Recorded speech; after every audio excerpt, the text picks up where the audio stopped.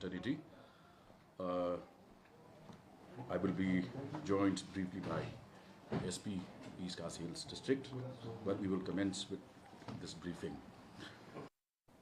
The state of Meghalaya and the people of Meghalaya today are relieved that the state police have been able to crack this case, the murder of Raja Raghuvanshi, and as I had said the other day, that we place our full confidence in the capable state police led by the DGP and the SP East Khasi Hills District, and the confidence that we have expressed publicly the other day has today turned out to be well placed.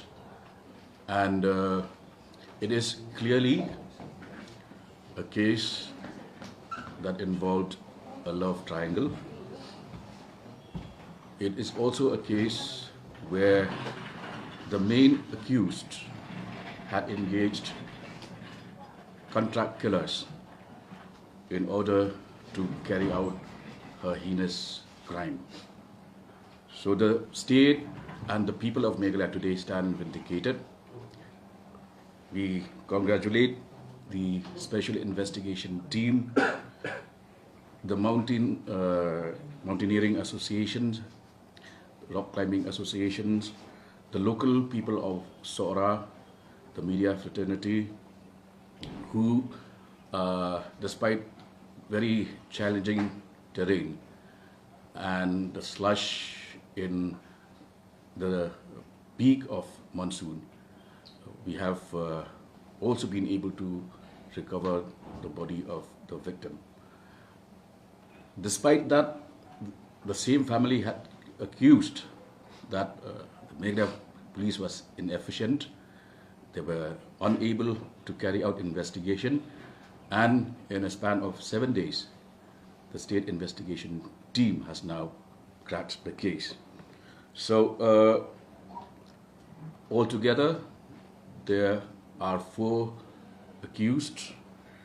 The main accused here, the wife of Raja, Sonam Raghuvanshi, had herself surrendered at the Nunganj police station of Ghazipur district, UP. Along with her, she had taken a group of 3 other contract killers: Vishal Singh Chauhan, Raj Singh Kushnaya, and Anand Kurmi, all residents of Indore, Madhya Pradesh. So the facts of the case have earlier been shared with you by the SP of the district. He will be here briefly, but at this stage, I must make a few points. First and foremost is the fact that we have proved that we have a capable police force that has been able to solve this case. 2, that as a state, we continue to play host to tourists from across the country and abroad. We will continue to do that. However, we will also keep engaging with the entire local tourist fraternity to ensure that we upscale our capacity to prevent such incidents. The role of a section of the national media has also drawn the attention of the state government. They have been running a media trial over the past 1 week, and In fact, some of the immediate family of both the accused and the victim have also used very defamatory language against Meghraya. And there were also instances where they had gone to the extent of inciting people to actually take revenge against the residents of and people of Meghraya. The other aspect is that there were questions raised about why were there no guides to accompany the couple. It has now been proven beyond doubt that the tourists, the couple did not agree to the offer of the service of a guide, and in fact wanted to go on their own, and therefore the state cannot in fact force people to take the help and assistance of guides, but the service is available as and when people opt for it. So that is all that I have to say at this stage. The other aspect is that, as far as the attacks on the image of Meghalaya, the media trial and the slugfest that has been orchestrated by some news channels, the state government has already, through the police department, registered FIRs, and we will also move through our legal means to ensure that all these perpetrators of this attack on the image of Meghalaya will be brought to book. So at this stage, our SP of the district is here. I congratulate him and his team for this brilliant and significant breakthrough in this case. And if you have any queries regarding the case per se, you can direct your questions to our SP district. Well,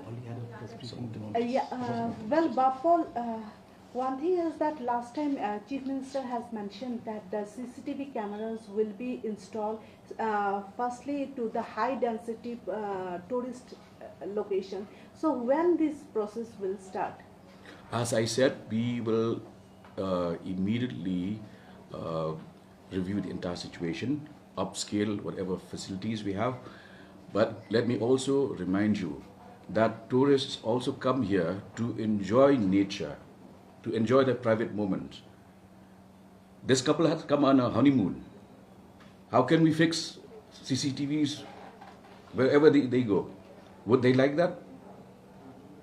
Is it humanly possible for us to fit CCTVs across all gorges in Saura? Is it even desirable? But a high density tourist location, will they have CCTV cameras? We already have. No, actually, a lot of lodges and homestays actually have been advised to have CCTVs and all that. It becomes very helpful, and that helps us also, where, especially places where you have high footfall. But it's not possible. You see the span of that place. Let me just tell you, the search initially was conducted over 150 square kilometers. It is not possible in that kind of terrain to have, even in the city, we've just had the smart city recently, only about 300 cameras. So you can well imagine that terrain is like you have gorges and the kind of undergrowth you have out there. It is not possible to have everywhere CCTVs. And so we can insist and advise that in homestays and certain places where the footfall is high, hotels, lodges and all that, to have CCTVs. It is helpful. Apart, learning from this incident, if you can tell us what sort of measures are we planning to make sure that even our tourist places are safe and even the tourists coming from outside, they also have a happy time out here? See, all our tourist destinations are safe. Sora itself, this is the first ever case of a crime ever been reported. There has not been any instances of even assaults on tourists. But when people come here with the motive of murdering somebody, how do we prevent that from happening? And these are a married couple on their honeymoon. How do we track their movements when they refuse the service of guides as well? Apa?